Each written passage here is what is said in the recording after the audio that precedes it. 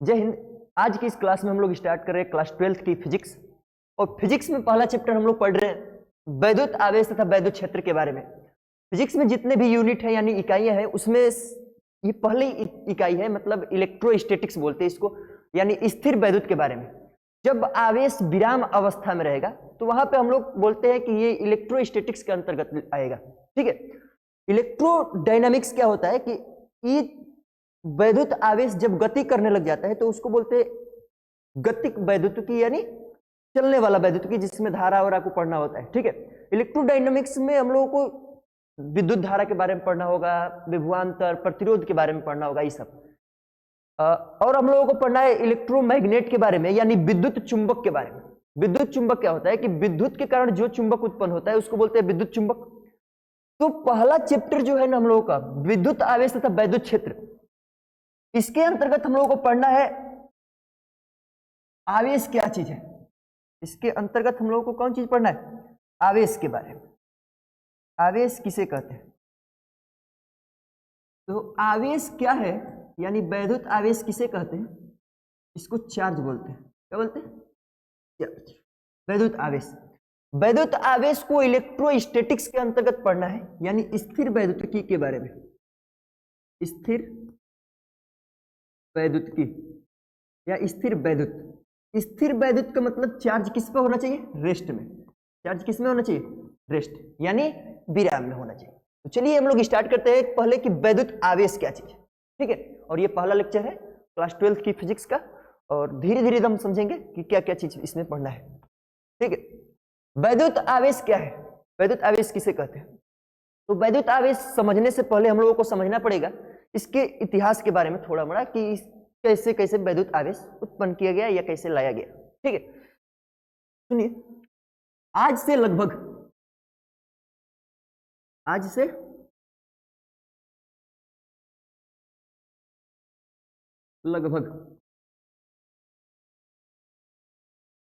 2500 या 2600 साल पहले, 2500 या 2600 वर्ष पहले की कहानी है। अब से लगभग 2500 या 2600 वर्ष पहले यूनान के, कहां के? यूनान के प्रसिद्ध दार्शनिक, यूनान के प्रसिद्ध दार्शनिक थेल्स। यूनान के प्रसिद्ध दार्शनिक कौन थे? थेल्स। और इन्होंने ये बताया कि एक पदार्थ है अंबर। पदार्थ कौन? अंबर। इसको ऊन में रगड़ेंगे तो ये छोटे छोटे कणों को अपनी ओर आकर्षित कर लेता है। थेल्स क्या बताए थे कि यदि अंबर नामक पदार्थ को, कैसे पदार्थ को? अंबर नामक पदार्थ को रुई में या ऊन में यदि रगड़ेंगे तो ये छोटे छोटे कणों को अपनी ओर आकर्षित कर लेता है। यह बात कौन बताए थे? थेल्स। और कब बताए थे? 2500 या 2600 साल पहले। तो थेल्स 2500 या 2600 साल पहले ये बताए थे कि यदि हम लोग अंबर को रुई या ऊन में रगड़ेंगे तो ये छोटे छोटे कणों को अपनी ओर आकर्षित करने लग जाता है। ठीक है। कोई दिक्कत? अब इनकी बातों पर 2000 वर्षों तक किसी ने ध्यान नहीं दिया। 2000 वर्ष तक ऐसा ही सोचा गया कि थेल्स ऐसे ही बोल दिए होंगे कि मतलब अंबर को यदि ऊन में रगड़ेंगे तो छोटे छोटे कणों को अपनी ओर आकर्षित करता है। किसी को दिक्कत है? तब 2000 वर्ष बाद, कितना वर्ष बाद? 2000 वर्ष बाद सन 1600 ईस्वी में, किस ईस्वी में? सन 1600 ईस्वी में डॉक्टर गिलवर्ट आए। कौन आए? डॉक्टर गिलवर्ट। 1600 ईस्वी में आए डॉक्टर गिलवर्ट, और इन्होंने ये बताया कि जो थेल्स कहे थे कि यदि हम लोग अंबर को रुई या ऊन में रगड़ेंगे तो ये छोटे छोटे कणों को अपनी ओर आकर्षित कर लेता है, तो डॉक्टर गिलवर्ट ने कहा कि इनकी कही हुई बात बिल्कुल क्या है? सही है। लेकिन अंबर के अलावा और बहुत से पदार्थ हैं जिनको रुई या ऊन में रगड़ेंगे तो ये छोटे छोटे कणों को अपनी ओर आकर्षित कर लेता है। कौन बताए थे? गिलवर्ट। और गिलवर्ट क्या बताए थे कि अंबर के अलावा भी और पदार्थ है जो छोटे छोटे कणों को अपनी ओर क्या कर लेंगे? आकर्षित कर लेंगे। जैसे कांच। कौन चीज? कांच। आबनूस। कौन? अबनुस और लॉक। लॉक, कांच हो गया, अबनुस हो गया, लॉक हो गया, और कौन चीज? और बहुत सारे पदार्थ हैं जिनको ऊन या रुई में रगड़ेंगे तो छोटे छोटे कणों को क्या कर लेंगे? आकर्षित कर लेंगे। ये बात कौन बताए थे? Doctor Gilbert. सबसे पहले कौन आए थे? 2500 या 2600 साल पहले कौन आए थे? यूनान के प्रसिद्ध फिलोसफर, दार्शनिक, कौन? थेल्स। और इन्होंने बताया कि यदि अंबर को ऊन या रुई में रगड़ेंगे तो ये छोटे छोटे कणों को अपनी ओर क्या कर लेगा? आकर्षित कर लेगा, यानी खींच लेगा। ये कौन बताए थे? थेल्स बताए थे। लेकिन इनकी बातों पर 2000 साल तक किसी ने ध्यान दिया ही नहीं। तो सन 1600 ईस्वी में आए कौन? Doctor Gilbert. और इन्होंने बताया कि थेल्स की जो बात है, अंबर के अलावा और सारे पदार्थ है जो छोटे छोटे कणों को अपनी ओर क्या कर लेंगे? आकर्षित कर लेंगे। डॉक्टर गिलबर्ट बस इतना ही बताकर छोड़ दिए थे। कोई दिक्कत है? तो इसका मतलब यह हुआ कि यदि कोई पदार्थ है, अंबर हो गया, लाख हो गया, कांच हो गया, अबनुस हो गया, यदि किसी कण को रगड़ने पर अपने और छोटे छोटे कणों को खींच रहा है, इसका मतलब यह है कि रगड़ने से पहले उसमें एक गुण वैसा नहीं था जो छोटे छोटे कणों को आकर्षित कर लेगा। बात नहीं समझे? देखिए, यदि किसी कण को यह आकर्षित कर रहे हैं, कांच की छड़ है या अबनुस की छड़ है, कांच या अबनुस या लॉक या अंबर, कोई भी यदि पदार्थ है तो ये रगड़ने के बाद छोटे छोटे कणों को अपनी ओर आकर्षित कर रहे हैं। इसका मतलब ये है कि रगड़ने से पहले तो छोटे छोटे कणों को आकर्षित नहीं कर रहा था। आकर्षित कब करने लगा? जब उसको रुई या कांच ऊन में क्या किए? रगड़े। रुई में या ऊन में रगड़े तभी तो छोटे छोटे कणों को अपनी ओर आकर्षित करने लगा। इससे पहले आकर्षित नहीं कर रहा था। इसका मतलब ये हुआ कि रुई या ऊन में रगड़ने पर कांच को या अबनुस को या लाख को या अंबर को, इसमें एक विशेष प्रकार का गुण आ जाता है जो छोटे छोटे कणों को अपनी ओर क्या करता है? आकर्षित करने लग जाता है। रगड़ने के पहले नहीं था ऐसा गुण, लेकिन रगड़ने के बाद आ गया ऐसा गुण। बात समझे?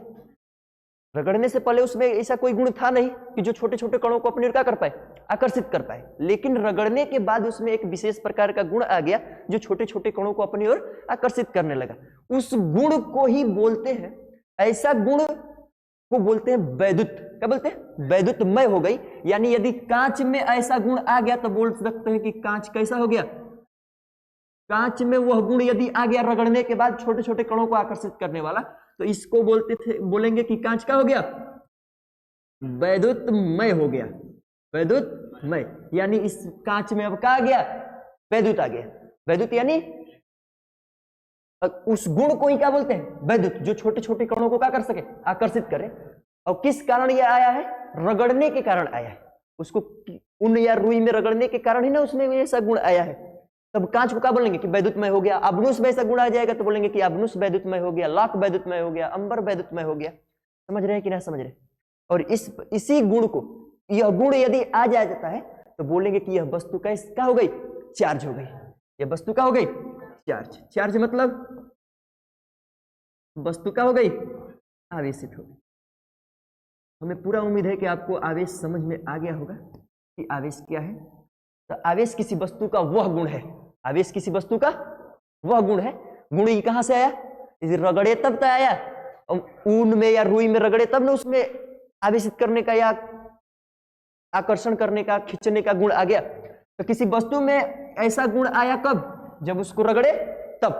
तो बोल सकते हैं कि आवेश किसे कहते हैं? तो आवेश किसी वस्तु का वह गुण है जो किसी दूसरी वस्तु को अपनी ओर खींच सके ना, क्या कर सके? खींच सके। उसे क्या बोलते हैं?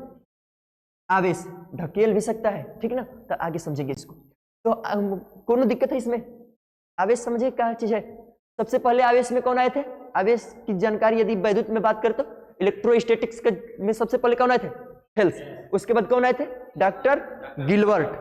Doctor Gilbert. और थेल्स बताए थे कि अंबर को छोटे छोटे कण आकर्षित कर पाएंगे रगड़ने पर, और गिलबर्ट ही बताए थे कि अंबर के अलावा बहुत ऐसे पदार्थ हैं जो छोटे छोटे कणों को आकर्षित कर सकते हैं। इतना बात क्लियर हो गई सबको? कौन दिक्कत? आवेश क्या है? ये आवेश किसी वस्तु का एक गुण है। कैसे ही गुण आ रहा है ये बात तो समझ गए, ठीक है। आगे हम लोग समझते हैं। धन तथा ऋण आवेश, धन तथा ऋण, धन तथा ऋण आवेश अभी छोड़िए, अब ये समझ जाएंगे कि धन तथा ऋण आवेश क्या है। तो डॉक्टर गिलवर्ट कब आए थे? सन 1600 ईस्वी में। सन 1600 ईस्वी में डॉक्टर गिलवर्ट आए थे और ये बताए थे कि ऐसे बहुत सारे पदार्थ हैं जो छोटे छोटे कणों को आकर्षित कर सकते हैं, लेकिन ये भी इतना ही बात बताकर बंद। अब 150 साल बाद, कितना साल बाद? 150 वर्ष बाद, वो 1600 ईस्वी में आए थे, तो 150 साल बाद कौन ईस्वी आ जाएगा? 1750। 1750, तो 1750 ईस्वी में, 1750 ईस्वी में एक वैज्ञानिक आए जिनका नाम बेंजामिन फ्रैंकलिन था। कौन है? बेंजामिन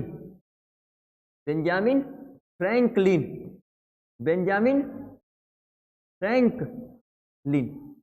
और इन्होंने क्या बताया कि जो डॉक्टर गिलवर्ट कहे थे कि छोटे छोटे कणों को अपनी ओर क्या कर सकता है? आकर्षित कर सकता है। आबनूस की छड़, लाख, कांच, अंबर, ये सब को यदि उनमें रगड़ेंगे तो छोटे छोटे कणों को क्या कर सकता है? आकर्षित कर सकता है। तो उनकी बातों को ये आगे थोड़ा सा बढ़ाए और इन्होंने एक प्रैक्टिकल करके दिखाया। क्या किया? प्रैक्टिकल। कौन? Benjamin Franklin. और इन्होंने क्या किया कि एक कांच की छड़ लिए। कैसी छड़? कांच की छड़। और एक किसकी छड़ लिए? आबनूस की छड़। एक कांच की छड़ और दूसरी आबनूस की छड़। एक लिए थे कांच की छड़ और दूसरी कैसी छड़ थी? आबनूस की छड़। कोनो दिक्कत? सही है। तो कांच की छड़ को भी रगड़ेंगे तो इसमें आवेश आ जाएगा, यानी आकर्षित करने का गुण आ जाएगा छोटे छोटे कणों को। आबनूस को भी रगड़ेंगे तो छोटे छोटे कणों को आकर्षित करने वाला गुण आ जाएगा। तो एक कांच की छड़ लिए, ये मान लेते हैं किसकी छड़ है? ये कांच की एक छड़। और ये किसकी छड़ है? आबनूस की छड़। ठीक है भैया, ये एगो कांच की छड़ और दूसरी आबनूस की छड़। तो यदि कांच की छड़ को बिल्ली की खाल में रगड़ेंगे, किसमें रगड़ेंगे? बिल्ली की खाल में। कांच की छड़ को किसमें रगड़ेंगे? बिल्ली की खाल में। और आबनूस की छड़ को रेशम में, किसमें? रेशम में या ऊन में या रुई में रगड़ेंगे तो इसमें भी ऐसा गुण आ जाएगा, इसमें भी ऐसा गुण आ जाएगा। बात समझे कि ना समझे? तो ये भी छोटे छोटे कणों को आकर्षित करने लग जाएगा, ये भी छोटे छोटे कणों को आकर्षित करने लग जाएगा। लेकिन कांच की छड़ को बिल्ली की खाल में रगड़े, आबनूस की छड़ को रेशम में रगड़े। ठीक। तो इनका पहला प्रयोग क्या था? सुनिए, यदि कांच की छड़ को, भैया को कांच की छड़ है भैया, किसकी छड़? कांच की छड़ को बिल्ली की खाल में रगड़े। किस में रगड़े थे? बिल्ली की खाल में रगड़ कर और इसको ऐसे लटका दिए थे। कांच की छड़ को बिल्ली की खाल में रगड़ कर क्या किए? एक धागे से बांध दिया इसे और ऊपर किसी चीज में लटका दिया इसे। सीलिंग है मान लीजिए, कौन चीज है? किसकी छड़ है? कांच की छड़। कैसी छड़ है? कांच की छड़। और इसको किस में रगड़े थे? बिल्ली की खाल में। कांच की छड़ को बिल्ली की खाल में रगड़ कर यहां क्या कर दिया गया? लटका दिया गया। कौन दिक्कत? एक दूसरी कांच की छड़, ये प्रयोग नंबर फर्स्ट है। एक दूसरी कांच की छड़,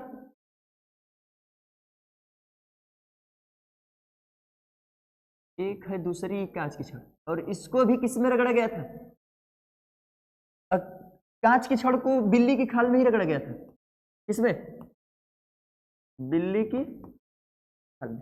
अभी हम लोग कांच की छड़ ले ले, दो गो कांच की छड़ और दोनों को किस में रगड़ रहे? बिल्ली की खाल में। दो गो कांच की छड़ है, दोनों कांच की छड़ों को किस में रगड़े?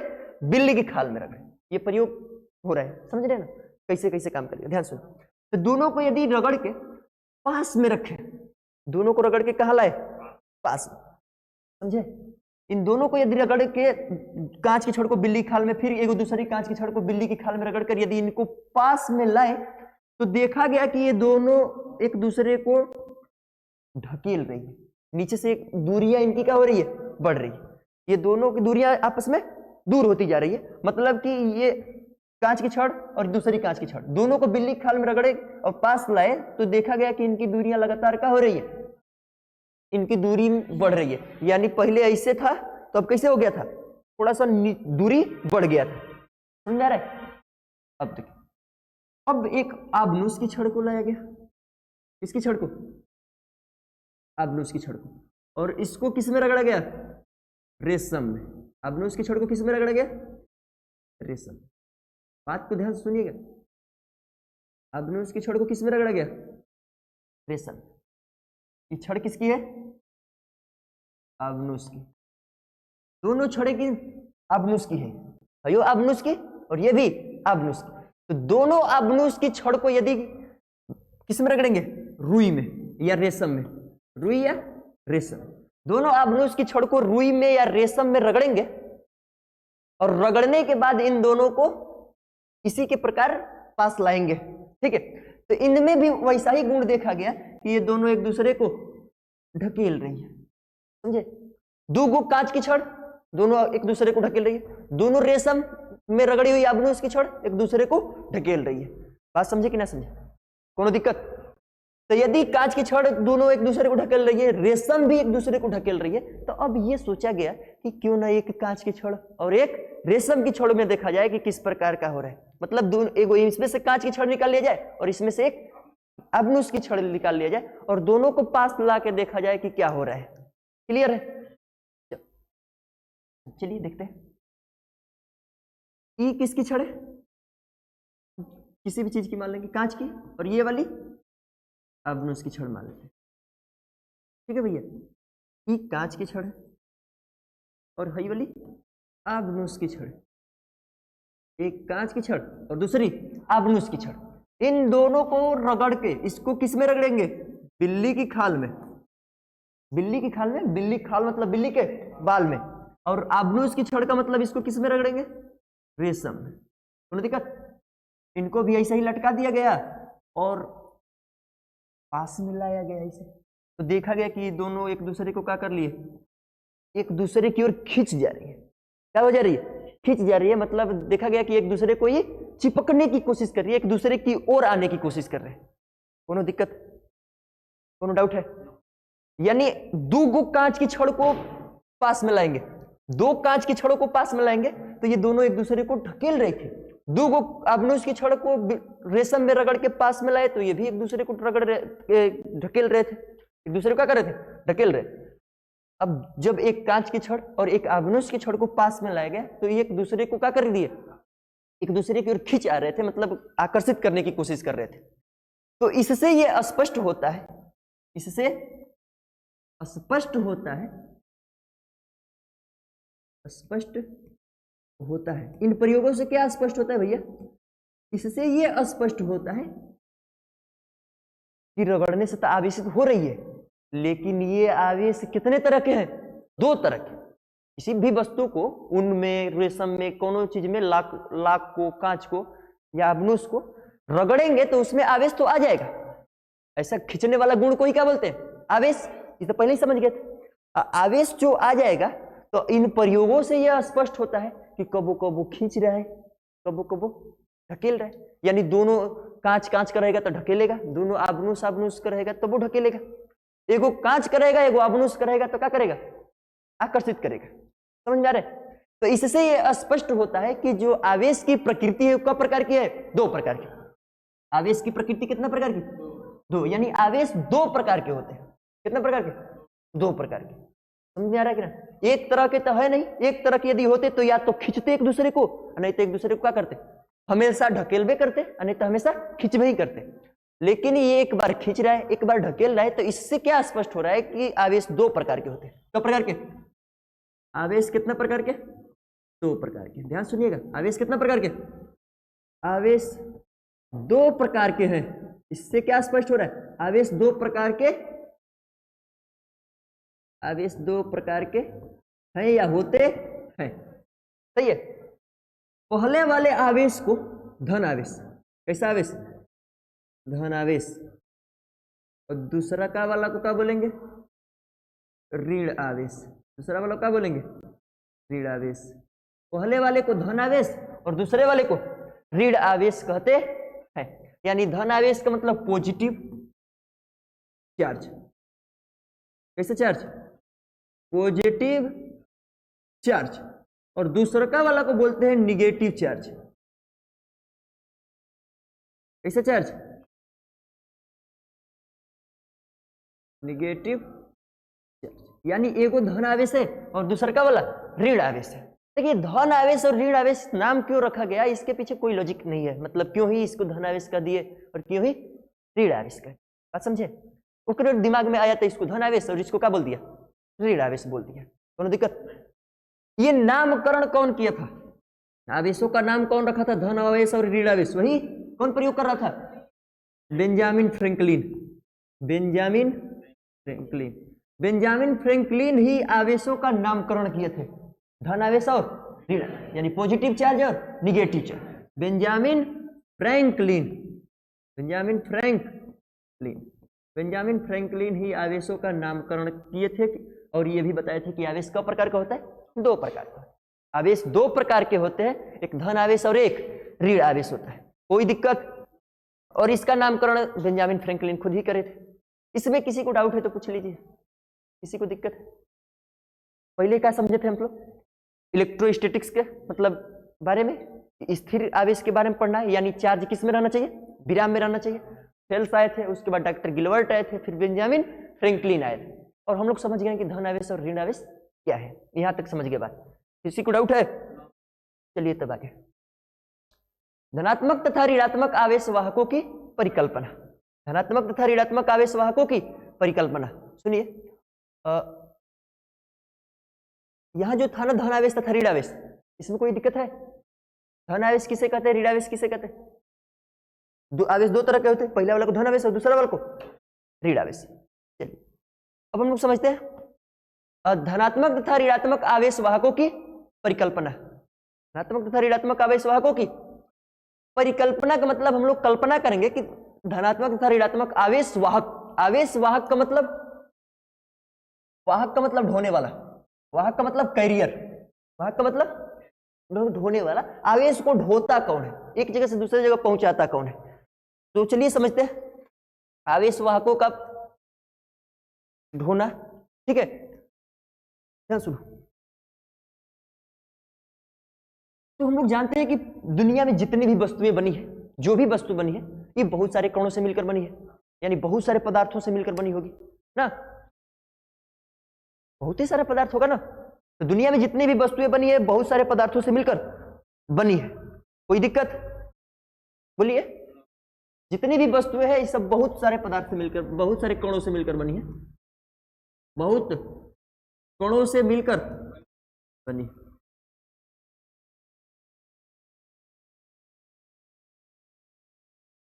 इसका मतलब ये हुआ कि इसमें जो कण है किसी वस्तु में, ये भी कई प्रकार के होंगे, दो प्रकार के होंगे, कई प्रकार के, दो प्रकार के, एक तो जो एक दूसरे को आकर्षित कर रहा होगा और दूसरा का वो जो एक दूसरे को प्रतिकर्षित कर रहा होगा। उन वस्तुओं के अंदर भी ऐसा कण मिलेगा कि नहीं मिलेगा, कोई दिक्कत ना समझे, अब भाई ना समझे, सुनिए। जैसे एगो प्लस चार्ज था और एगो कैसा चार्ज था, एक चार्ज था प्लस और एक चार्ज था कौन चीज, माइनस। पीछे चलिए तक थोड़ा सा। तो प्लस चार्ज और माइनस चार्ज का मतलब ये था कि यदि कांच की छड़ को हम लोग किसमें रगड़ेंगे, बिल्ली की खाल में, कांच की छड़ को किसमें रगड़ेंगे, बिल्ली की खाल में, और आबनूस की छड़ को किसमें रगड़ेंगे, आबनूस की छड़ को रेशम में। तो इसमें तो कुछ ना कुछ हो रहा होगा कि कांच की छड़ को बिल्ली की खाल में रगड़ रहे हैं, आबनूस की छड़ को रेशम में रगड़ रहे हैं, तो कुछ ऐसे कण होंगे, कुछ ऐसा होगा जो कांच में से निकलकर बिल्ली की खाल में, या बिल्ली की खाल में से निकलकर कांच में, या आबनूस में से रेशम में, या रेशम में से आबनूस में, कुछ ऐसे जा आ रहे होंगे, कोई दिक्कत। तो हम लोग समझते हैं कि आवेश वाहकों की परिकल्पना कैसे कर पाएंगे। आवेश दो तरह के होते हैं, एक धन आवेश और एक ऋण आवेश, ठीक है।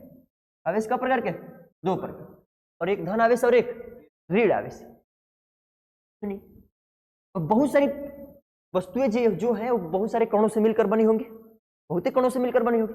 उसमें से ये कोई एक धनात्मक होगा तो दूसरा का क्या होगा, ऋणात्मक होगा। जैसे एक वस्तु बनी है तो इसमें कुछ प्लस चार्ज होंगे, कुछ क्या होंगे, माइनस चार्ज, कुछ प्लस होंगे तो कुछ माइनस होंगे, ऐसे होगा, कोई दिक्कत। तो आवेश वाहक का काम कौन करता है, आवेश वाहक का काम करता है किसी वस्तु को आवेशित करने का कार्य कौन करता है, धन आवेश और ऋण आवेश। अभी तक यही समझे कि धन आवेश होगा, नहीं तो क्या होगा, ऋण आवेश। ये कोई वस्तु में से दूसरे का में धन आवेश चला जाएगा, नहीं तो ऋण आवेश हो जाएगा, तो उसको बोलते कोनो वस्तु धनावेशित हो गई, यानी धन कण हो गए ऊपर, कोनो वस्तु ऋण आवेशित हो गया है मतलब ऊपर ऋण कण हो गए। ठीक है, लेकिन जाता आता कौन है, इस बात को समझते हैं हम लोग। ठीक है, आवेश वाहक का कार्य कौन कर रहा है, ये धनात्मक धन आवेश, नहीं तो ऋण आवेश, धन आवेश नहीं तो ऋण आवेश, कोनो दिक्कत बोलिए। तो एक वस्तु में धन आवेश भी हो गया और ऋण आवेश भी होगा। यदि इस वस्तु को धनावेश करना है, इस वस्तु को क्या करना है, धन आवेश, तो धन आवेश यदि करना होगा तो बाहर से कोनो धन आवेश लिया के और रख देंगे इसमें। जैसे यदि किसी वस्तु में ना जितने धन आवेश होंगे और उतना ही यदि ऋण आवेश होगा, यानी 10 को धन आवेश और 10 ही ऋण आवेश होंगे, तो एक धन आवेश और एक ऋण आवेश एक दूसरे के प्रभाव को खत्म कर देते हैं, यानी नष्ट कर देते हैं। एक धन आवेश और एक ऋण आवेश एक दूसरे के प्रभाव क्या कर देंगे, खत्म, यानी वो वस्तु क्या हो जाएगी, उदासीन हो जाएगी। वस्तु क्या हो जाएगी, कोई वस्तु उदासीन है, कोई वस्तु क्या है, कोई वस्तु उदासीन है। उदासीन वस्तु किसे कहते हैं, जिस वस्तु में धन कण और ऋण कण, यानी धन आवेश और ऋण आवेश समान होंगे। धन आवेश और ऋण आवेश क्या होंगे, समान होंगे, यानी यदि किसी वस्तु में 10 को धन आवेश है तो 10 को ऋण आवेश भी है, 20 को धन आवेश है तो 20 को ऋण आवेश है। जितना धन आवेश उतना ही यदि ऋण आवेश होगा तो वो वस्तु क्या होगी, उदासीन होगी। वो वस्तु क्या होगी, उदासीन होगी। कोनो दिक्कत, उदासीन का मतलब ये एक दूसरे के प्रभाव को नष्ट कर देगी, खत्म कर देगी, यानी उस पर आवेश का कोई प्रभाव नहीं रहेगा, वो वस्तु दूसरा पर प्रभाव अपना दिखा नहीं पाएगी। समझ, कोनो दिक्कत। यदि हम किसी विधि द्वारा कहीं से यदि धन आवेश लिया कि इसमें रख दे, पहले ही उदासीन था तो धन आवेश लिया देंगे, तो धन कण पर लिया के रख देंगे तो धन कणों की संख्या अधिक हो जाएगी, यानी ये वस्तु क्या हो जाएगी, धन आवेशित हो जाएगी। ये वस्तु क्या हो जाएगी, धन आवेशित। या किसी कारणवश या किसी विधि द्वारा इसमें ऋण आवेश लिया के रख दिया जाए, हमको पता नहीं है अभी कि इसमें धन आवेश आएगा कि ऋण आवेश आएगा, लेकिन इसे परिकल्पना किया जा रहा है कि यदि बराबर होगा तो उदासीन हो जाएगा, किसी का प्रभाव इस पर नहीं रहेगा। यदि प्लस आवेश लिया के रखेंगे तो धनावेश हो जाएगा, यदि ऋण आवेश लिया के रखेंगे ऋण कणों की संख्या अधिक हो जाएगी तो ऋण आवेश हो जाएगा। एक तो ये परिकल्पना हुई कि कहीं से कण लिया के, जो कण लिया के रखेंगे वो वाला धन आवेश रखेंगे तो धन आवेश, ऋण आवेश रखेंगे तो ऋण आवेश हो जाएगा। ठीक है, या इसमें से निकाल भी तो सकते हैं। सोचिए कि बराबर धन आवेश है, बराबर ऋण आवेश है, बराबर धन आवेश और बराबर ही क्या है, ऋण आवेश। तो सुनिए, एक वस्तु है ऐसे,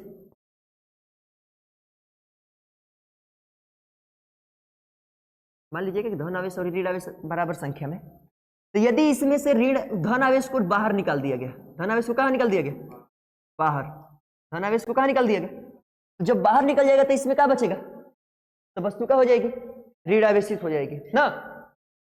या इसमें से ऋण आवेश को निकाल देंगे तो वस्तु क्या हो जाएगी, जो बचेगा वही तो आवेश उस पर प्रभाव दिखाएगा। ऋण आवेश को निकालेंगे तो ऋण आवेश, ऋण आवेश को निकालेंगे तो ऋण आवेश बाहर निकल जाएगा, यानी वस्तु क्या हो जाएगी, धन आवेश। और धन आवेश को निकाल देंगे तो धन आवेश निकल जाएगा इसमें से, यानी वस्तु कैसा हो जाएगी, ऋण आवेश। तो या तो इसमें लिया के कणों को धनावेश या ऋण आवेश कण को डाल भी सकते हैं, या इसमें से निकाल भी सकते हैं, ऐसा बस परिकल्पना किया गया है। ऐसा क्या किया गया, परिकल्पना। अब हम लोग समझेंगे, बात समझ गए इतना, परिकल्पना धन आवेश और ऋण आवेश वाहकों की कौन करेगा, कौन करता है, धन आवेश और ऋण आवेश, यानी पॉजिटिव चार्ज और निगेटिव चार्ज। किसी वस्तु को चार्ज करने में काम यही आएंगे, या तो धन आवेश होगा नहीं तो, ऐसा परिकल्पना है, एग्जैक्टली नहीं है कि कौन करेगा। ठीक है, अभी आगे चलते हैं तब पूरा प्रूफ हो जाएगा कि कौन करेगा, धन आवेश और ऋण आवेश करेगा कि धन आवेश करेगा कि ऋण आवेश करेगा। लेकिन इतना तो अब तक समझ में आया कि किसी वस्तु को चार्ज करने में भूमिका सबसे बेसी यदि कोई निभा रहा है तब धन आवेश और ऋण आवेश ही होंगे, या तो उसमें से निकल पा रहा होगा नहीं तो उसमें आके पड़ जा रहा होगा। क्लियर, चलो अब इलेक्ट्रॉनिक सिद्धांत की, जो इलेक्ट्रॉन का सिद्धांत है, इसकी अधिकता या कमी के कारण ऋण तथा धन आवेश, समझते हैं, समझ में आ रहा है। इलेक्ट्रॉन सिद्धांत क्या है, परमाणु का नाम सुने आप लोग, नाम तो सुने ही होंगे। परमाणु मतलब एटम, परमाणु मतलब, परमाणु की संरचना कैसे होता है, कैसे, किसकी संरचना है? परमाणु। सब लोग जानते हो कि बीच वाले को क्या बोलते हैं? न्यूक्लियस यानी नाभिक। और इसमें कौन सा चार्ज होता है? छोड़, चार्ज की बात छोड़ो। इसमें क्या होता है? प्रोटॉन होता है और क्या होता है? प्रोटॉन और न्यूट्रॉन। नाभिक में उपस्थित क्या होता है? प्रोटॉन और न्यूट्रॉन। परमाणु में कितने तरह के कण पाए जाते हैं? 3 तरह के। नाभिक में 2 कण पाए जाएगा, प्रोटॉन और न्यूट्रॉन। और इसके चारों ओर बाहरी कक्षा में कौन चक्कर लगाता है? इलेक्ट्रॉन। इसकी बाहरी कक्षाओं में चक्कर कौन लगाता है? इलेक्ट्रॉन। इसे बाहरी कक्षाओं में इलेक्ट्रॉन चक्कर लगाता रहता है। कोनो दिक्कत? सही है ना? डाउट है? तो बाहरी कक्षाओं में इलेक्ट्रॉन चक्कर लगाता है, जबकि इसके नाभिक में कौन उपस्थित होता है? प्रोटॉन और न्यूट्रॉन होता है। प्रोटॉन पर कैसा चार्ज होता है भैया? पॉजिटिव चार्ज होता है। प्रोटॉन पर कैसा चार्ज होता है? और इलेक्ट्रॉन पर कैसा चार्ज होता है? जितना इस पर पॉजिटिव चार्ज होगा उतना ही इस पर क्या होगा? Negative charge. इनके चार्ज आपस में क्या होते हैं? बराबर होते हैं, बस चिन्ह इनके अलग अलग होते हैं। एगो धन आवेश है तो एगो ऋण आवेश है, लेकिन इनकी मात्रा आवेश की क्या है? बराबर है। कोई दिक्कत? समझ में आ गया? तो परमाणु के हिसाब से हम लोग समझते हैं कि कैसे किसी वस्तु को चार्ज किया जा सकता है या किसी वस्तु को चार्ज करने में भूमिका कौन निभा रहा है। तो इलेक्ट्रॉन तो इसकी बाहरी कक्षाओं में ऐसे क्या करेंगे? चक्कर लगाएंगे। परमाणु की बाहरी कक्षाओं में क्या लगाएंगे? चक्कर लगाएंगे। सही है। और नाभिक में कौन उपस्थित होगा? प्रोटॉन और तो प्रोटॉन पर प्लस चार्ज और इलेक्ट्रॉन पर माइनस चार्ज। और न्यूट्रॉन उदासीन होता है, यानी इस पे कोई चार्ज। परमाणु की एक और खास बात है कि परमाणु में जितने प्रोटॉन होते हैं, जितने प्रोटॉन उतना ही प्रोटॉनों की संख्या बराबर इलेक्ट्रॉनों की संख्या। प्रोटॉनों की संख्या बराबर इलेक्ट्रॉनों की संख्या। जितने प्रोटॉन होंगे उतना ही क्या होगा? इलेक्ट्रॉन। तो यदि किसी वस्तु में जितना ही प्लस आवेश और उतना ही माइनस आवेश होगा तो वो वस्तु क्या होगी? उदासीन हो जाएगी। वस्तु क्या बनेगी? उदासीन। इसका मतलब ये है कि परमाणु क्या है? उदासीन है। परमाणु क्या है? उदासीन। यानी उस पर जितना प्लस चार्ज है उतना ही माइनस चार्ज है, यानी जितने प्रोटॉन है उतना ही इलेक्ट्रॉन है। कोनो दिक्कत? परमाणु कैसा बना? उदासीन बना। न्यूट्रॉन कहते हैं पर कोनो असर नहीं है, क्योंकि इस पे कोई चार्ज नहीं होता है। तो प्रोटॉन के बराबर इलेक्ट्रॉन होंगे, यानी दोनों के चार्ज आपस में बराबर होंगे, संख्या भी बराबर है तो चार्ज भी बराबर हो। और एगो प्लस होगा तो दूसरे का माइनस होगा, तो एक दूसरे के प्रभाव को खत्म कर देगा, यानी पूरा परमाणु ही क्या हो जाएगा? उदासीन हो जाएगा। यानी परमाणु पर कोनो चार्ज होगा, मतलब पूछेगा नहीं ऐसे कि क्या उदासीन वस्तु चार्ज होता है? हाँ, उदासीन वस्तु पर चार्ज होता है, धन आवेश भी होता है, ऋण आवेश भी होता है, लेकिन बराबर बराबर होने की वजह से एक दूसरे पर प्रभाव नहीं दिखा पाता है। सही है? उदासीन वस्तु का मतलब ये ना कि चार्ज खत्म हो गया ऊपर से। ठीक है? एगो धन और एगो ऋण होने की वजह से एक दूसरे के प्रभाव क्या कर देता है? खत्म कर देता है। तो परमाणु उदासीन होता है। परमाणु क्या होता है? उदासीन होता है। अब परमाणु से ही मिलकर क्या बनता है? कोनो वस्तु बनता है, या कोनो चीज बनेगा तो किससे मिलकर बना होता है? अब आप लोग पढ़े होंगे कि परमाणु सबसे छोटा इकाई माना जाता है? सब वस्तु किससे मिलकर बनी है? परमाणु से मिलकर बनी होती है। यानी जितने एगो परमाणु में जितने प्लस चार्ज उतना ही, तो इससे बनने वाली वस्तु भी क्या बनेगी? उदासीन ही बनेगी। यानी उस वस्तु में भी जितने प्लस चार्ज होंगे उतना ही माइनस चार्ज होंगे। यानी मान लेते हैं कि एक वस्तु बन गई। ये कौन चीज है? वस्तु। क्या बन गई? वस्तु। और इसमें मान लेते हैं कि plus minus plus minus plus minus minus plus सब बराबर बराबर है, मतलब 10 गो में प्लस तो 10 गो कौन चीज? माइनस मान लिया जाता है। मान लीजिए कि इस वस्तु में 10 गो प्लस चार्ज है और 10 गो माइनस चार्ज। ठीक है? कोनो दिक्कत? तो परमाणु में उपस्थित जो नाभिक होता है, इसमें जो प्रोटॉन है, प्रोटॉन ये अपनी जगह छोड़कर जाता नहीं है। परमाणु नाभिक छोड़कर जाएगा। परमाणु में प्रोटॉन जो होता है, परमाणु में प्रोटॉन अपनी जगह छोड़कर नहीं जाता है। यानी प्रोटॉन जो होता है भैया, प्रोटॉन नाभिक को छोड़कर एक जगह से दूसरी जगह नहीं जाएगा। यानी प्रोटॉन गतिशील नहीं है। प्रोटॉन गतिशील एक जगह से दूसरी जगह जाता है यदि है तो उसका नाम है इलेक्ट्रॉन। इलेक्ट्रॉन है ना, बाहर बार बार चक्कर लगाता है, तो इलेक्ट्रॉन ही एक जगह से दूसरी जगह जा पाएगा। एक जगह से दूसरी जगह कौन जाता है? इलेक्ट्रॉन।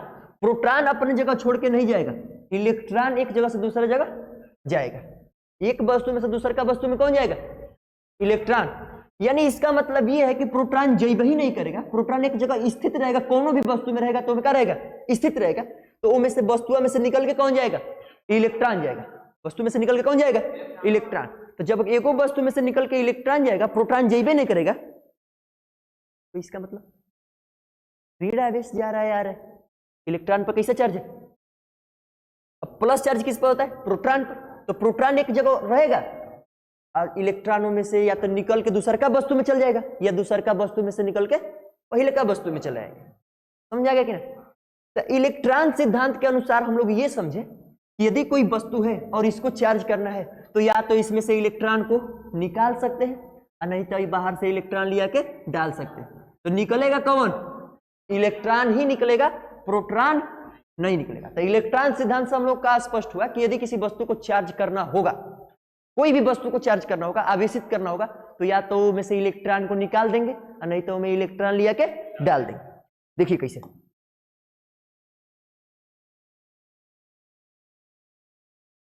सुनिए ध्यान से। दोनों वस्तु को यदि चार्ज करना होगा तो इलेक्ट्रॉन उसमें निकालिए, नहीं तो में से इलेक्ट्रॉन कहीं से लिया के उसमें डालिए।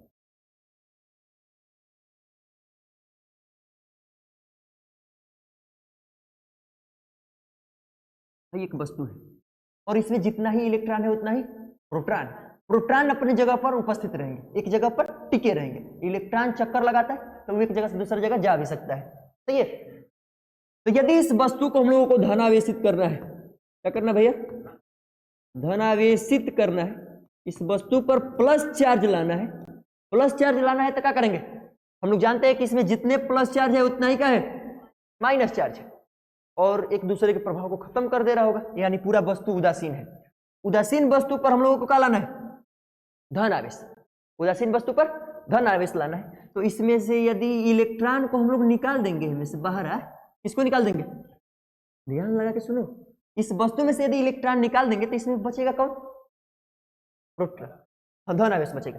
मान लेते हैं 20 गो इलेक्ट्रॉन है और 20 गो कौन चीज है? प्रोटॉन है। इस पर कौन चार्ज होगा? Plus charge. तो 20 गो इलेक्ट्रॉन में से 10 गो इलेक्ट्रॉन हमने क्या कर दिए? निकाल दिए। 10 गो इलेक्ट्रॉन कहाँ निकाल दिए? इसमें से बाहर। तो 20 गो प्रोटॉन पहले था, 20 गो इलेक्ट्रॉन था, तो 20 गो प्रोटॉन 20 गो इलेक्ट्रॉन अब एक दूसरे के प्रभाव को खत्म कर दिए थे। तो इसमें से यदि 10 गो इलेक्ट्रॉन निकाल देंगे तो 10 गो इलेक्ट्रॉन में 10 गो प्रोटॉन का बराबर खत्म करेगा। यानी अभी कितना चार्ज बच जाएगा? 10 गो प्रोटॉन के बराबर चार्ज बचेगा। कितना? 10 प्रोटॉनों के बराबर अभी चार्ज बच जाएगा, क्योंकि 10 गो इलेक्ट्रॉन निकाल दिए तो 10 गो इलेक्ट्रॉन 10 गो प्रोटॉन का चार्ज खत्म करेगा। तो इनमें को 10 गो भी क्या हो जाएगा? बच जाएगा। यानी 10 गो इलेक्ट्रॉन निकाल देंगे हमें से तो 10 गो प्रोटॉन के बराबर चार्ज बचेगा। यानी ये वस्तु पूरी तरह से क्या हो जाएगी? धन आवेशित हो जाएगी। इलेक्ट्रॉन इसमें से निकाल देंगे तो वस्तु क्या हो जाएगी? धन आवेश। आप लोग दिमाग लगा के सोचिए कि जितने में धन आवेश है उतना ही ऋण आवेश है। यदि ऋण आवेश को निकाल देंगे तो प्रभाव इस पर किसका बचेगा? धन आवेश का। तो किसी वस्तु में से इलेक्ट्रॉन निकालने पर वस्तु क्या हो जाएगी? धनावेशित हो जाएगी। किसी वस्तु के धनावेशित होने का कारण क्या है? उसमें से क्या निकाल देना। पूछेगा कि आपसे कि यदि किसी वस्तु से इलेक्ट्रॉन निकाल दिया जाए तो वस्तु क्या बनेगी? धन आवेश बनेगी। वस्तु क्या बनेगी? धन आवेश। इसी वस्तु में कहीं बाहर से इलेक्ट्रॉन लिया के यदि डाल दिए, 20 गो प्रोटॉन और 20 गो इलेक्ट्रॉन, बाहर से 10 गो इलेक्ट्रॉन लिया के इसमें डाल दिए, बाहर से इलेक्ट्रॉन लिया क्या कर दिया? कहीं 20 गो प्रोटॉन 20 गो इलेक्ट्रॉन एक दूसरे प्रभाव खत्म। बाहर से 20 गो इलेक्ट्रॉन आया कि 10 गो? 10 गो इलेक्ट्रॉन आया। तो 10 गो इलेक्ट्रॉन बाहर से आया तो अब इलेक्ट्रॉन गैप पूरा फैल जाएगा चारों ओर।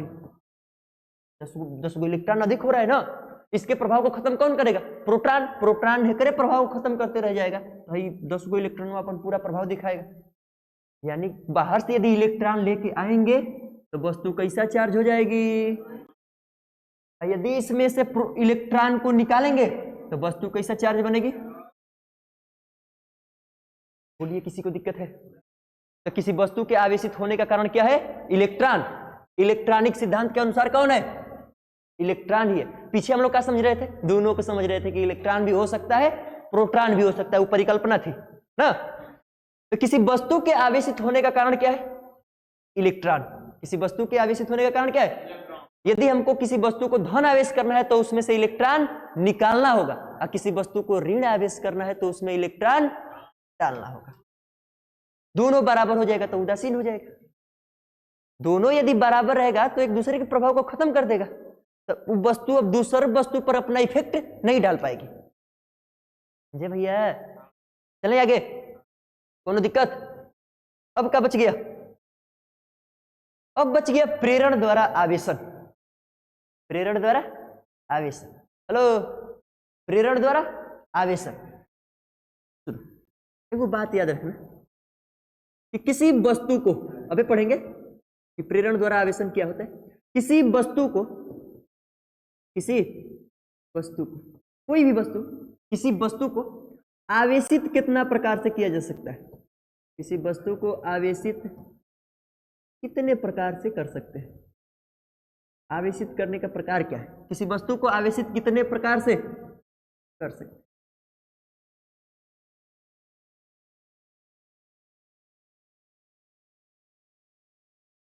कितने प्रकार से कर सकते हैं? 3 प्रकार से। किसी वस्तु को चार्ज कितना तरह से किया जा सकता है? 3 प्रकार से, ठीक है। तीनों का नाम बताओ एक एक। पहले नंबर पर घर्षण, कैसे द्वारा? घर्षण। दूसरा नंबर पर चालन, और तीसरा नंबर पर प्रेरण द्वारा। किसे? प्रेरण द्वारा, यानी इंडक्शन के द्वारा, ठीक है। कहीं कहीं देता है किसी वस्तु को 2 प्रकार से चार्ज किया जा सकता है, एगो छू के और एगो बिना छुए, यानी एक टच करा के एगो बिना टच कराए, समझे? एगो टच करा के चार्ज किया जा सकता है और एगो बिना टच कराए चार्ज किया जा सकता है। तो जो टच करा के चार्ज किया जा सकता है उसको 2 भागों में बांटता है, एगो घर्षण द्वारा, एगो चालन द्वारा। अरे रगड़बे करेंगे तब तो टच कर रहा है, तो टच के अंतर्गत आ जाएगा। दोनों चीज से जोड़ेंगे तो यूं टच के अंतर्गत आ जाएगा। तो छू के 2 प्रकार से, अब बिना छुए, वो प्रेरण कहते हैं। तो किसी वस्तु को आवेशित कितना प्रकार से कर सकते हैं? घर्षण द्वारा, चालन द्वारा और प्रेरण द्वारा। घर्षण द्वारा तभी से सीख रहे, शुरू से सीख रहे घर्षण द्वारा। घर्षण द्वारा का मतलब एक वस्तु के दूसरे वस्तु में रगड़ेंगे तो वो चार्ज हो जाती है, यानी कांच की छड़ को अबनूस में बिल्ली खाल में रगड़ेंगे तो क्या हो जाएगी? चार्ज हो जाएगी। चार्ज हो जाएगी मतलब आवेशित हो जाएगी। उसमें एक ऐसा गुण आ जाएगा जो किसी दूसरी वस्तु को क्या कर सकता है? आकर्षित कर सकता है या प्रतिकर्षित कर सकता है। लेकिन अब हम लोग यदि आवेश का डिफिनेशन समझे, आवेश का उतना पढ़ने के बाद यदि आवेश को समझे तो आवेश का परिभाषा क्या होगा? आवेश किसी वस्तु का एक ऐसा गुण है। आवेश किसी वस्तु का, आवेश किसी वस्तु का एक ऐसा गुण है, एक ऐसा गुण है। आवेश किसी वस्तु का एक ऐसा गुण है जिससे वो किसी दूसरी वस्तु को आकर्षित कर सकती है, नहीं तो प्रतिकर्षित कर सकती है। तीनों वस्तु को खींच भी सकती है, धकेल भी सकती है। इस गुण को ही क्या बोलते हैं? आवेश बोलते हैं। आवेश किसी वस्तु का एक ऐसा गुण है जिससे वो किसी दूसरी वस्तु को अपनी ओर आकर्षित कर सकती है, नहीं तो प्रतिकर्षित कर सकती है। डिफिनेशन याद हो गया? चलो, कोनो दिक्कत नहीं। अभी बहुत कुछ पढ़ना है, तो एगो पार्ट में पूरा पढ़ पाना संभव नहीं है ना। चलिए, किसी वस्तु को आवेशित करने कितने प्रकार है? 3 प्रकार, घर्षण, चालन और प्रेरण। घर्षण द्वारा तो समझ रहे हो कि एक वस्तु को दूसरे की वस्तु में रगड़ेंगे तो वस्तु क्या हो जाएगी? चार्ज हो जाएगी। यानी रगड़ेंगे तो हेम में से इलेक्ट्रॉन निकल के हेम में, नहीं तो में से इलेक्ट्रॉन निकल के हेम में, दूसर की वस्तु में। चले, इलेक्ट्रॉन इस सिद्धांत में समझे ना कि एगो में से दूसर का में या दूसर का में से पहिलका में इलेक्ट्रॉन चला जाएगा। इलेक्ट्रॉन आने जाने को ही क्या बोलते हैं? हाँ, आवेशवाहक। आवेशवाहक का काम कौन करता है? इलेक्ट्रॉन करता है। एगो में से दूसर का में चला जाएगा तो एगो जीवना में जाएगा ऋण आवेश, जीवना में से निकलेगा वो धन आवेश। चालन द्वारा मतलब टच करा के, क्या करा के? टच मतलब छू करके। सुनिए जी से, एगो वस्तु है दूसर की वस्तु है बाबू, ये आवेश को व्यक्त किससे करते हैं? क्यू से। आवेश को किससे व्यक्त करते हैं? छूट जा रहा है तो छोड़िए, बाद में अभी समझेंगे कि आवेश का डिफिनेशन समझेंगे। अभी तक समझो कि आवेश को किससे व्यक्त करेंगे? क्यू से। आवेश को किससे व्यक्त करेंगे? क्यू से। 2 गो वस्तु है, वस्तु का गो है पहिलका पर यदि वस्तु पर यदि Q1 आवेश मान लिया जाए, तो दूसरका वस्तु पर यदि Q2 आवेश मान लिया जाए, हम ये नहीं करें कि आवेश पढ़ा के खत्म कर दिए, आप इसको क्यू क्यू क्यू समझ रहे हैं, बाद में समझेंगे अगला दिन। इसको Q1 समझिए और इसको क्या समझिए, अभी मत समझिए कि आप आवेश को Q से व्यक्त किए जाते हैं। हेकर नाम हम क्या रख दिए Q1 और हेकर नाम क्या रख दिए Q2, कोनो दिक्कत? यदि मान लेते हैं कि यहाँ पर आवेश Q1 है और इस पर आवेश क्या है, और इन दोनों वस्तुओं को किसी तार द्वारा क्या कर दिया गया, टच करा दिया गया, चालन द्वारा मतलब टच करा दिया गया, तो क्या होगा कि इन दोनों पर आवेश एक गो में से दूसरका में जाएगा या दूसरका में से पहिलका में आएगा। आवेश आएगा कैसे, ध्यान सुनो। तो यदि पूछेगा कि इन दोनों पर आवेश कितना कितना होगा, अब इन दोनों पर आवेश कैसा कैसा होगा, तो दोनों के जोड़ेंगे Q1 प्लस बट्टा में क्या लगा देंगे 2, Q1 प्लस Q2 बट्टा में 2, यानी दोनों के चार्ज जोड़ के 2 से क्या देना पड़ेगा भाग, तो बराबर बराबर इन पर चार्ज आ जाएगा। सुनिए एक पर न्यूमेरिकल भी पूछता है कि दो वस्तुओं, एक ऊपर इतना चार्ज है दूसरे का इतना चार्ज है, दोनों को टच करा दिया गया, दोनों पर टच कराएंगे जैसे ही ना, दोनों पर आवेश बराबर बराबर बट जाएगा, यानी दोनों के आवेश जोड़ के कैसे भाग 2 से भाग देना पड़ेगा, ठीक है। तो जितना चार्ज इस पर उतना ही चार्ज। तो चालन द्वारा यदि किसी वस्तु को टच करा रहे, न्यूमेरिकल पूछेगा पर ध्यान दीजिए, दोनों वस्तुओं को यदि टच करा देंगे तो दोनों के आवेशों को जोड़ के 2 से भाग देंगे, तो आवेश एगो में से दूसरका में तब तक जाएगा जब तक इनके लेवल बराबर ना हो जाए।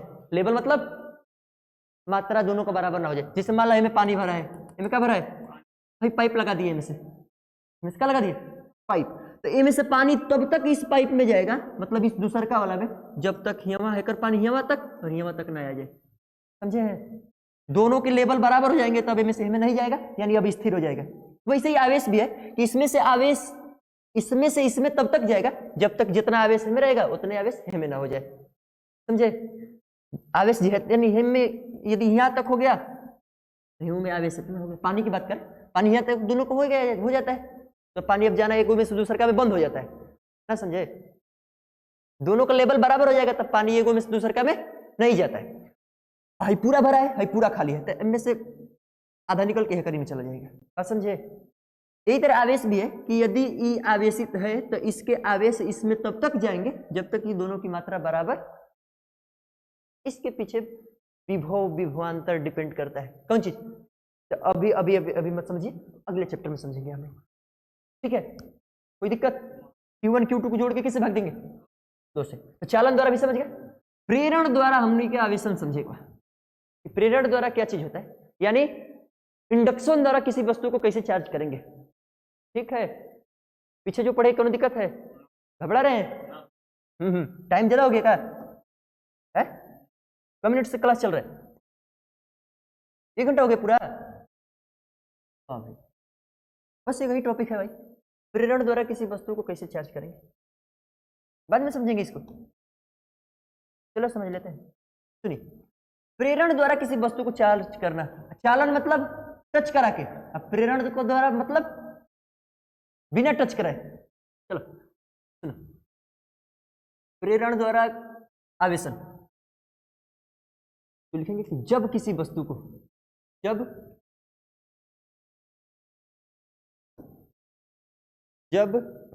किसी वस्तु को, जब किसी वस्तु को बिना छुए, जब किसी वस्तु को बिना छुए आवेशित किया जाता है, जब किसी वस्तु को बिना छुए का किया जाता है, आवेशित किया जाता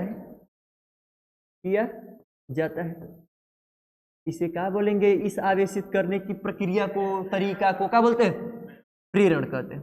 जब किसी वस्तु को बिना छुए आवेशित किया जाता है तो इसे प्रेरण कहते हैं। क्या कहते हैं, प्रेरण द्वारा चार्ज करना कहते हैं, या प्रेरण द्वारा आवेशित करना कहते हैं। कोई दिक्कत है, प्रेरण का मतलब बिना छुए चार्ज करना, तो जब किसी वस्तु को बिना छुए आवेशित किया जाएगा तो इसको क्या बोलेंगे, प्रेरण। इसको क्या बोलेंगे, प्रेरण। आइए कुछ प्रेरण की कुछ बातें हैं जिनको समझते हैं हम लोग।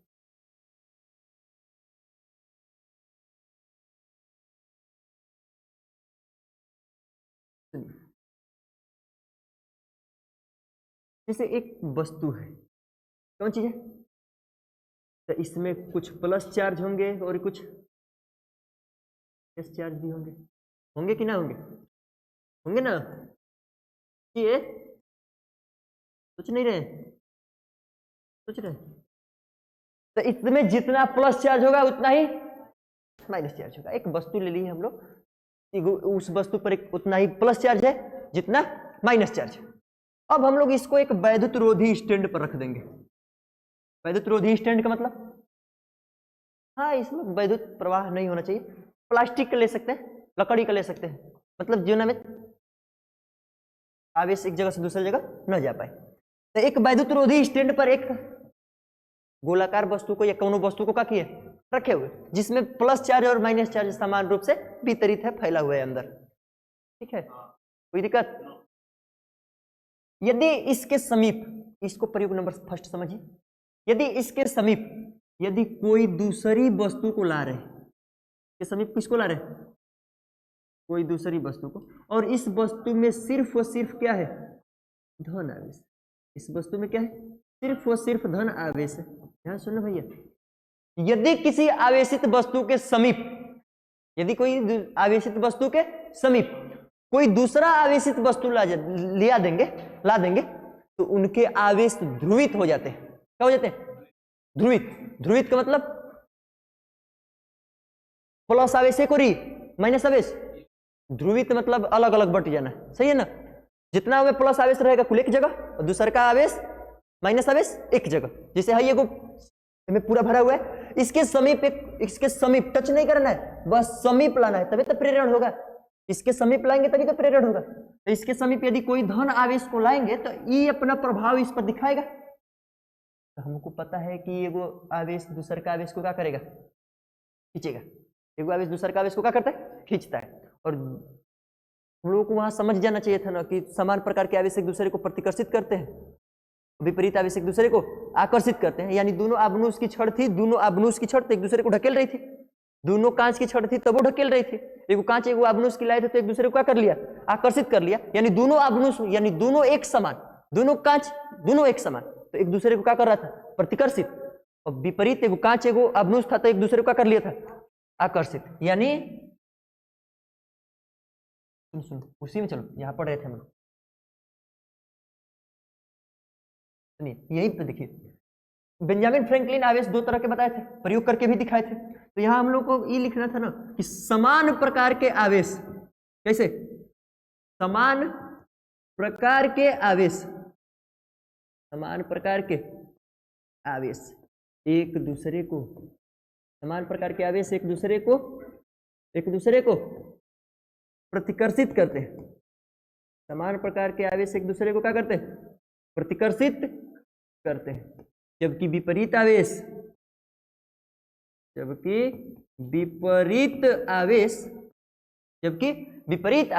एक दूसरे को क्या करते हैं, विपरीत आवेश एक दूसरे को आकर्षित करते हैं।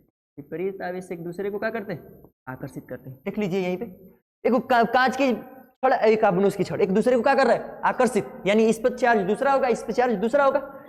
तो विपरीत आवेश एक दूसरे को क्या करेंगे, आकर्षित, और समान प्रकार के आवेश एक दूसरे को प्रतिकर्षित करेंगे। यानी ये प्लस चार्ज है और दूसरे को प्लस चार्ज है, तो ये एक दूसरे को क्या करेंगे, प्रतिकर्षित करेंगे, यानी ढकेलेंगे। एक माइनस चार्ज है, दूसरे को माइनस चार्ज है, तो ये एक दूसरे को क्या करेंगे, प्रतिकर्षित करेंगे। आकर्षण तभी होगा जब एगो प्लस रहेगा और दूसरा का वाला एक प्लस और एक माइनस होगा, तो क्या हो जाएगा, आकर्षण हो जाएगा। कोनो दिक्कत? चलिए तब जहां थे हम लोग पढ़ रहे थे वहां चले। सुनिए, तो प्रेरण द्वारा आवेशन हम लोग समझ रहे थे कि प्रेरण द्वारा आवेशन कैसे किया जाएगा। तो यदि इसमें समान प्रकार के, समान रूप से जितने धन आवेश है उतने ऋण आवेश भरा हुआ है, तो इसके समीप यदि कोई दूसरी आवेशित वस्तु को लाएंगे इसके समीप, तो इसके जो आवेश हो जाएंगे ध्रुवित। यानी प्लस आवेश है इधर, तो ये किसको खींचेगा, माइनस आवेश को। किसको खींचेगा, यानी समान प्रकार के आवेश एक दूसरे को प्रतिकर्षित, प्लस प्लस एक दूसरे को प्रतिकर्षित, माइनस माइनस भी एक दूसरे को प्रतिकर्षित। एगो प्लस रहेगा एगो माइनस रहेगा, तो क्या होगा, आकर्षित। तो यहाँ प्लस है और इनमें प्लस माइनस दोनों भरा हुआ है, तो इसके ओर कौन आएगा, प्लस आएगा कि माइनस, माइनस। क्या आ जाएगा? माइनस। माइनस चार्ज को अपनी ओर क्या कर लेगा? खींच लेगा। कौन दिक्कत? बोलिए, सही है? बोलो भाई। ठीक है, तो अब दूसरा के को फिगर बनाते हैं और इस फिगर में हम लोग क्या बनाएंगे? सेम सेम ऐसे चीज बनाएंगे। ध्यान सुनो, नहीं तो नहीं समझ में आएगा।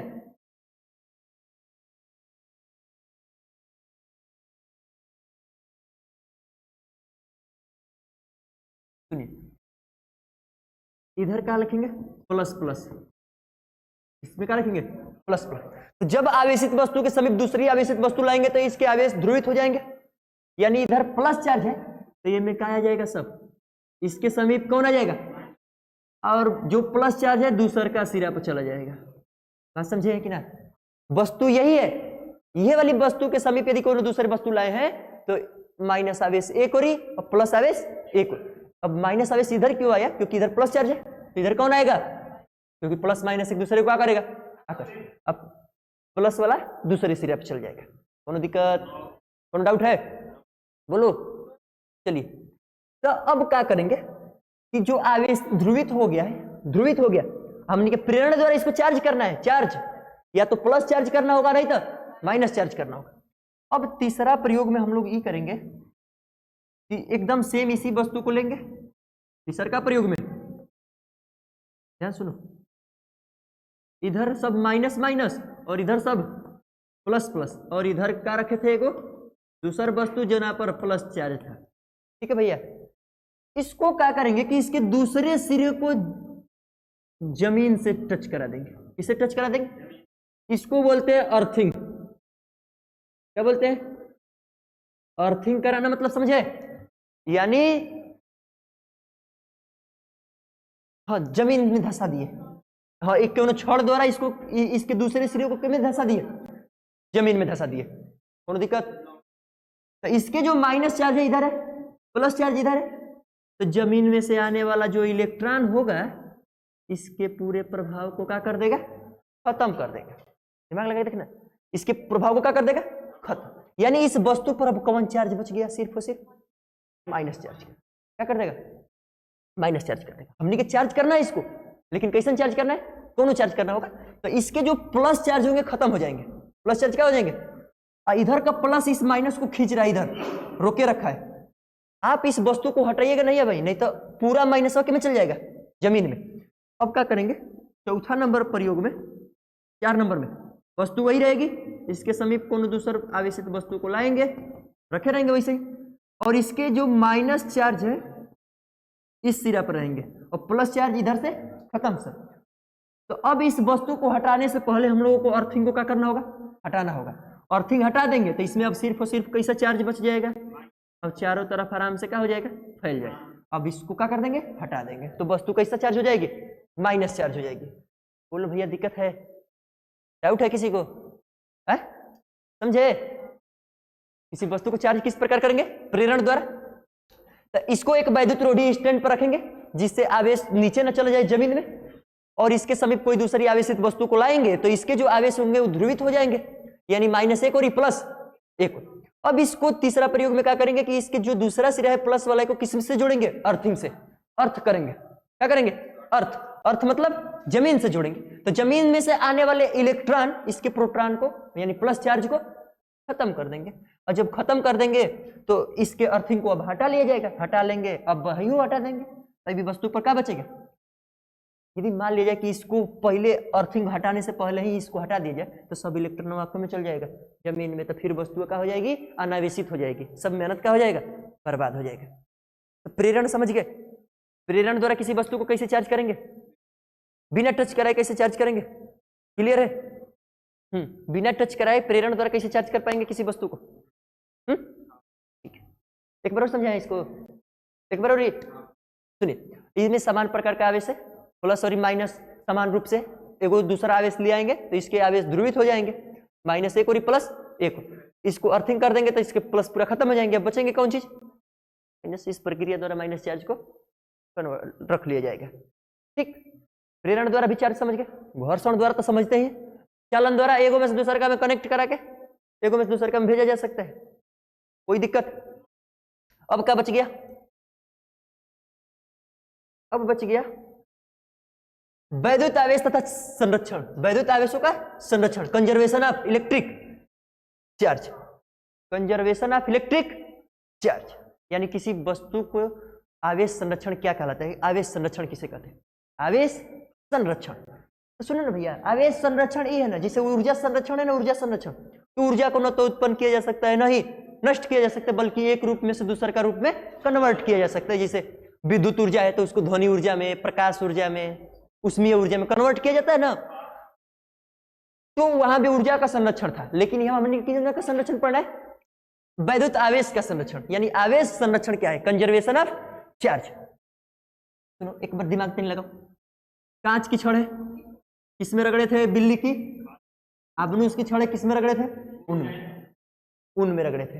अबनूस की छड़ को किसमें रगड़े थे, तो पहले मैं कांच की छड़ ले ला, तो ना का छड़, कांच की छड़ को किसमें रगड़ेंगे, बिल्ली की, कांच की छड़ को रगड़ेंगे बिल्ली की खाल में, सही है, ठीक है। सोचो हमने के इलेक्ट्रॉनिक सिद्धांत की वजह से पढ़े थे कि एक वस्तु को दूसर का वस्तु में रगड़ेंगे तो इलेक्ट्रॉन इनमें से हम में चला जाएगा, यानी किसी वस्तु के चार्ज होने का कारण कौन चीज है, इलेक्ट्रॉन, प्रोटॉन नहीं, कौन, इलेक्ट्रॉन। इलेक्ट्रॉन निकल के जाएगा दूसर का वस्तु में तो चार्ज हो जाएगी, इनमें से निकलेगा तो यो चार्ज, जो ना में जाएगा वो चार्ज। तो जब इसको इसमें रगड़ेंगे, कांच की छड़ को किसमें रगड़ेंगे, बिल्ली की खाल में, तो कांच में से यदि इलेक्ट्रॉन निकल कर बिल्ली की खाल में यदि प्रवेश कर गया तो कांच की छड़ पर कैसा चार्ज, अब बिल्ली की खाल पर उतना ही माइनस चार्ज, जितना कांच पर प्लस चार्ज होगा उतना ही बिल्ली की खाल पर माइनस चार्ज होगा, समझे, कौन दिक्कत, ये कई समय पर उत्पन्न हो रहा है। एगो में से इलेक्ट्रॉन निकल के जाके पर इलेक्ट्रॉन की मात्रा बढ़ा दे रहा है, एक मतलब माइनस चार्ज हो गया, हमें से निकल गया तो एक मतलब प्लस चार्ज हो गया, समझे। तो यदि इन दोनों के चार्ज को यदि जोड़ेंगे तो हर जगह का रहेगा, निहित रहेगा, यानी निश्चित रहेगा, फिक्स रहेगा, कौन दिक्कत। तो आवेश संरक्षण का नियम क्या है कि आवेश क्या है, आवेश को न तो उत्पन्न किया जा सकता है, न ही नष्ट किया जा सकता है, बल्कि एक में से दूसरे का में क्या किया जा सकता है, भेजा जा सकता है, ट्रांसफर किया जा सकता है। आवेश को न तो उत्पन्न किया जा सकता है, आवेश को न तो उत्पन्न किया जा सकता है और न ही नष्ट किया जा सकता है, बल्कि एगो में से दूसर का में भेजा जा सकता है, इसका ट्रांसफर किया जा सकता है। एगो में से दूसर का में क्या किया जा सकता है, एक वस्तु से एक वस्तु से दूसरी वस्तु में, एक वस्तु से दूसरी वस्तु में भेजा जा सकता है, एक वस्तु से दूसरी वस्तु में भेजा जा सकता है। इसको क्या बोलते हैं, कंजर्वेशन ऑफ चार्ज, यानी आवेशों का ऊर्जा संरक्षण, मतलब आवेश संरक्षण। कोई दिक्कत है, को भैया डाउट है, आवेश संरक्षण समझ गए। आवेश संरक्षण क्या है कि आवेश होना तो उत्पन्न किया जा सकता है नहीं, बल्कि एक वस्तु में से दूसरे का वस्तु में भेजा जा सकता है, और उन सबका योग क्या होता है, हमेशा निहित होता है, यानी फिक्स होता है, ठीक, कोई दिक्कत, मतलब जितना चार्ज है में उतना चार्ज है में होगा, लेकिन एक प्लस होगा तो उस पर क्या होगा, माइनस होगा। क्लास बहुत लंबा हो गया, बहुत लंबा हो गया, अब क्या बच गया, अब कुछ नहीं बचा है, तो फिर मिलेंगे नेक्स्ट क्लास में, तब तक के लिए बाय बाय। सही है, समझ में आ गया सबको, कोई दिक्कत है, बताओ भैया, डाउट है, ठीक है।